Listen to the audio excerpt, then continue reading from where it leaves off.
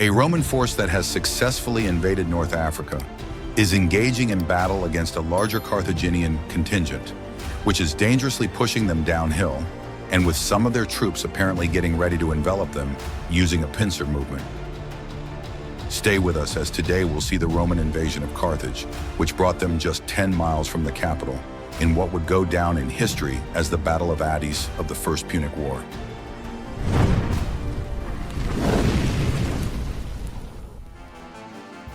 Having won their first great maritime victory, the Romans succeeded in decisively overcoming Carthage, both at land and sea.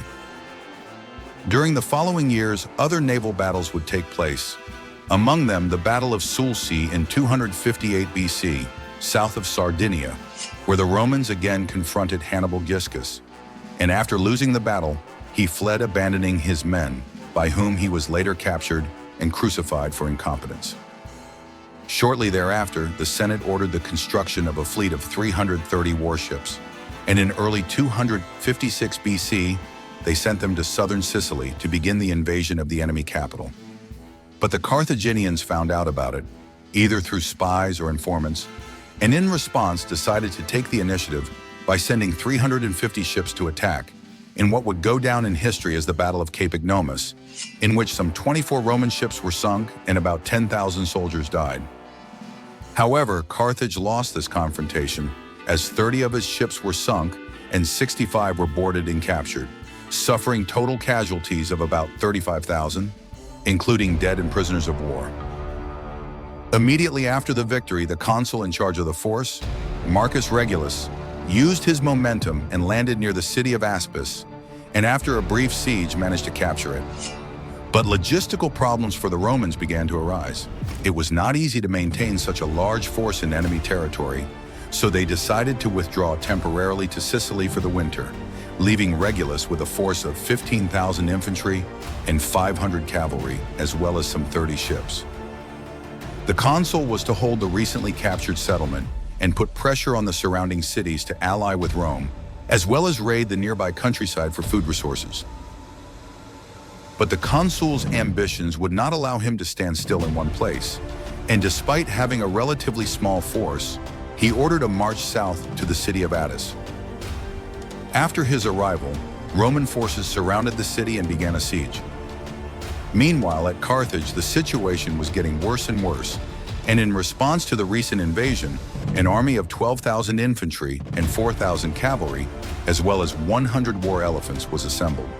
The force was placed under the command of 3 generals, Hanno, Hasdrubal, and Hamilcar, who was recalled from Sicily.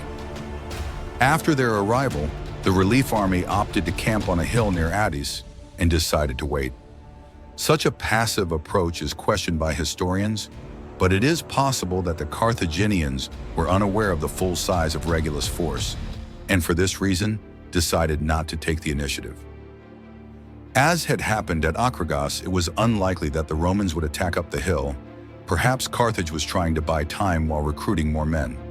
Or maybe it was just that the 3 commanders could not agree on what to do. But to everyone's surprise, early one morning, the Roman troops began an attack up the hill, to which the defenders responded promptly, sending most of their troops. The result was to be expected. Being outnumbered and at a disadvantage in the terrain, the Romans were gradually forced to retreat and failed to inflict much damage on the enemy.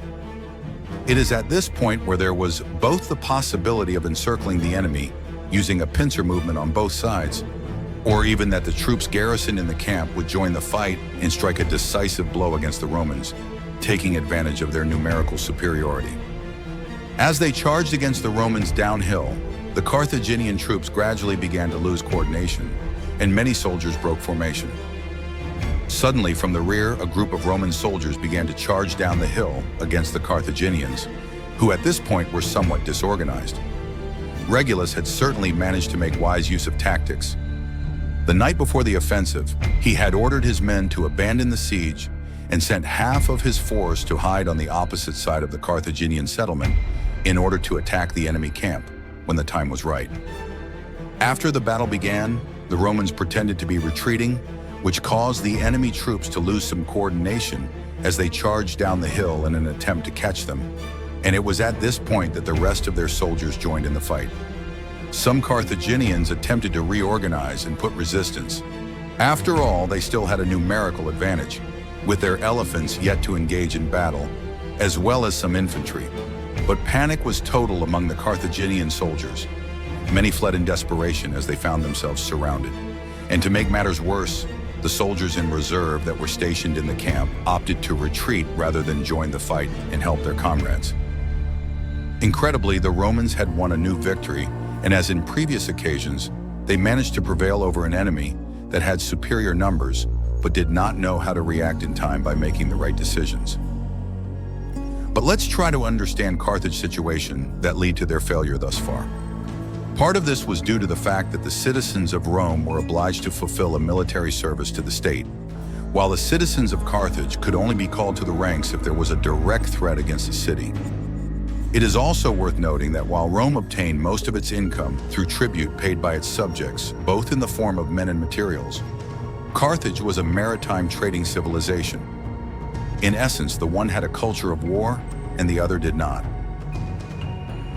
Following this victory, the Romans marched on the city of Tunis and successfully captured it, forcing Carthage to start negotiations since the Romans were only 10 miles from the capital, some 16 kilometers. According to the historian Lucius Cassius Dio, Regulus's peace terms were as follows.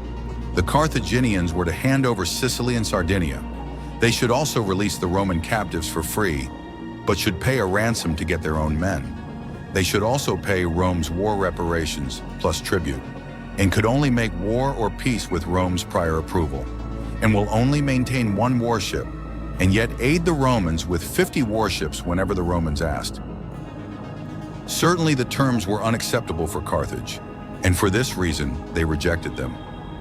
Some historians say that Regulus had no intention of reaching an agreement, but wanted to provoke a battle as soon as possible, and then march on the capital, and thus obtain the glory of having put an end to the war before his time as consul was over. Be that as it may, everything seemed to indicate that the conflict would soon be resolved. 9 years had already passed since the war had begun, and soon Roman reinforcements would arrive in North Africa to continue the military campaign.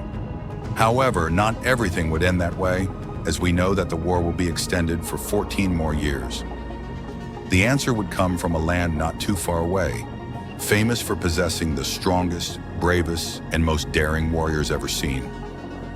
But we will see that in the next chapter of our series on the First Punic War. Don't forget to leave a comment to confirm that you are still firmly within our ranks and to help us get the algorithm recommend our videos to more people. Until next time, see you soon, soldier.